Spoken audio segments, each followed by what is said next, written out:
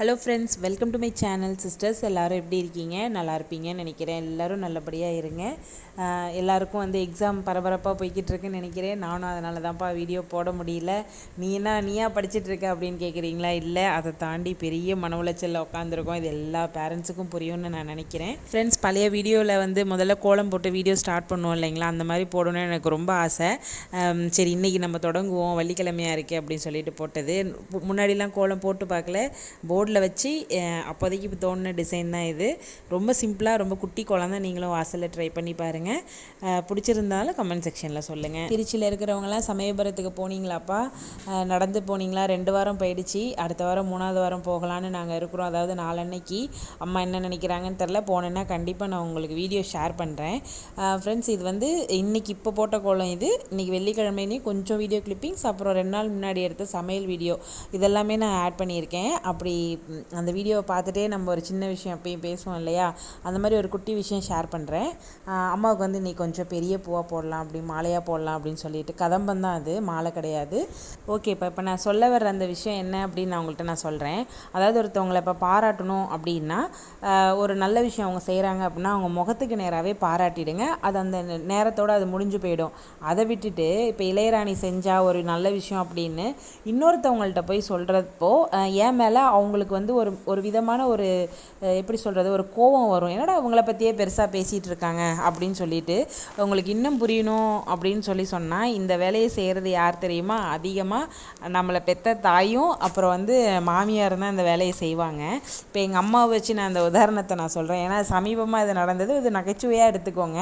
ஏன்னா அம்மா கிட்ட எப்பயுமே நான் சொல்கிற ஒரு விஷயம், ஏதாவது குறை சொன்னாங்க அப்படின்னா, மருமக பொண்ணை பற்றி குறை சொன்னாங்க அப்படின்னா, அம்மா அந்த இடத்துல என்னையை வச்சு நீ பாருமா, உனக்கு குறையா சொல்லணும்னு தோணாது அப்படின்னு நான் சொல்லுவேன். இது ஒரு விஷயம். என்கிட்ட எப்பயுமே குறை சொன்னாங்கன்னா நான் திட்டி தான் விடுவேன். நீங்கள் நம்பினாலும் சரி நம்பாட்டியும் சரி, நம்புங்க, உண்மை இது. ஆனால் என்னை பற்றி அங்கே போய் பெருமையாக சொல்கிறது, ராணி அப்படியா இப்படியா, அது பிள்ளை எப்படி பண்ணுது அப்படி பண்ணுது, நீங்கள் இப்படி பண்ணலாம்ல அப்படின்னு சொல்லிட்டு அவங்கள அறியாமே இந்த சம்பவத்தை பண்ணி விட்டுறாங்க. எதிர்த்தரப்பில் நம்ம மேலே தானாகவே கோபம் உருவாயிடுது. உங்களுக்கு புரியும் நான் நினைக்கிறேன். அடுத்து அத்தைக்கிட்ட வரேன். அத்தை என்ன பண்ணுவாங்க அப்படின்னா, நான் ஏதாவது வேலை செய்கிறேன், நல்லா கலக்கமத்து எல்லாமே வேலை செய்வோம் இல்லைங்களா?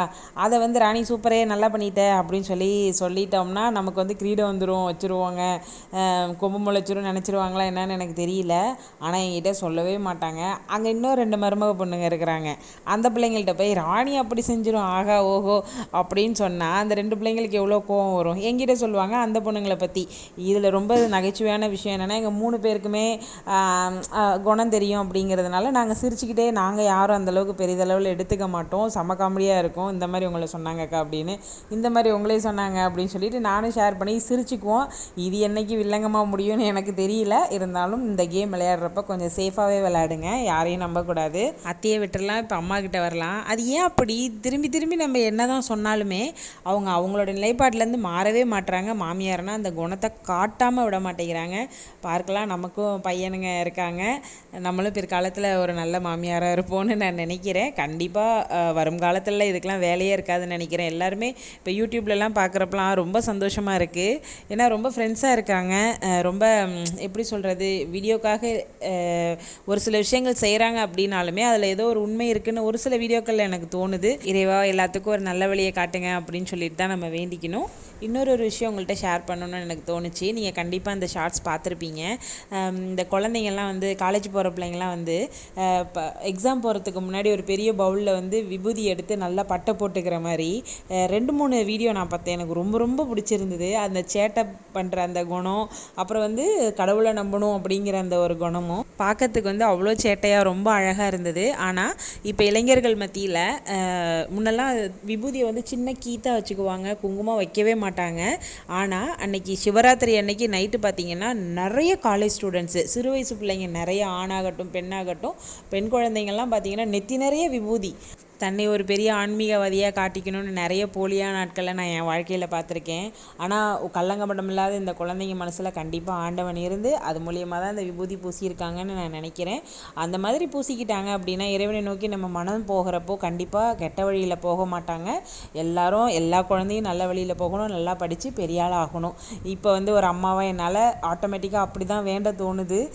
12வது எழுதுகிற குழந்தைங்க, 11வது 10வது இந்த மாதிரி பப்ளிக் எக்ஸாம் எழுதுகிற குழந்தைங்க எல்லாத்துக்காகவுமே சேர்ந்து தான் வாய் வருதே ஒழிய என் பிள்ளை நல்லா படிக்கணும் அப்படின்னு சொல்லிட்டு எனக்கு என்னமோ இப்போ வரல. ஒரு வேளை வயது முதிர்வின் காரணமாக அப்படிலாம் வரும்னு நினைக்கிறேன். நீங்களும் எல்லாருக்காகவும் வேண்டிக்கோங்க. கண்டிப்பாக கடவுள் நம்மளே நல்ல வழிக்கு கொண்டு போவாங்க. இலங்கை ஜெயராஜ் அப்படின்னு சொல்லிட்டு ஒரு ஆன்மீக பேச்சாளர் இருக்கிறாங்க. அவங்களோட ஷார்ட்ஸ் நான் பார்த்தேன். அதுக்கப்புறம் சேனல்குள்ளே போய் பார்க்குறேன். அவ்வளோ அழகழகான விஷயங்கள்லாம் சொல்லியிருக்காங்க. அவர் ஒரு விஷயம் சொல்கிறாங்க, நெத்தி நிறைய விபூதி போட்டுக்கிறதுனால நான் ஒரு சமய பக்தன் அப்படின்னு வெளி உலகத்துக்கு காட்டுறதுனால நமக்கு என்ன ஆக போகுது? நிறைய சமயவாதிகள் இப்போ அப்படி தான் தங்கனையை வெளிக்காட்டிக்கிறாங்க அப்படின்னு சொல்கிறாங்க. அதில் ஒரு வார்த்தை சொல்கிறாங்க, மாணிக்கவாசகர் அப்படி தான் சொல்லுவாராம். அதாவது நாடகத்தால் உன்னடியார் போல் நடித்தேன் அப்படின்னு சொல்லிட்டு ஐயாவுக்கே அந்த மாதிரி அவர் பாடினார் அப்படின்னா இப்போல்லாம் நம்ம பக்தின்ற பேரில் என்னென்ன வேலை பார்த்துட்ருக்கோம் அப்படிங்கிறது நமக்கு தான் தெரியும். என்ன இளையராணி எங்கேயோ தொடங்கி எங்கேயோ முடிக்கிற அப்படிங்கிறீங்களா? உண்மைதான். நிறைய வீடியோஸ் போட்டால் கொஞ்சம் கொஞ்சமாக நிறைய விஷயத்தை விளக்கலாம். நான் அப்பப்போ வீடியோ போடுறதுனால என்னோட குணம் அந்த குறைஞ்ச நேரத்தில் எல்லாத்தையும் கொட்டிடணும் அப்படிங்கிறதுனால இப்படி கும்பலாக்கி விட்டுறேன் வீடியோவை. ஐயா மாணிக்க வாசகரை பற்றி நீங்கள் தெரிஞ்சுக்கோங்க, நால்வரை பற்றி தெரிஞ்சுக்கோங்க. திருவாசகம் டெய்லி ஒன்று பாருங்கள்.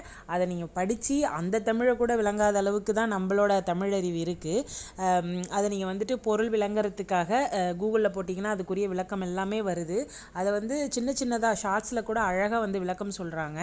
ஒரு நாளைக்கு ஒரு திருவாசகம் கேளுங்க. ரொம்ப ரொம்ப வாழ்க்கையில் மாற்றம் நிகழுது. அது மூலியமாக நமக்கு நிறைய தீர்வுகள் கடவுள் சொல்கிறார்.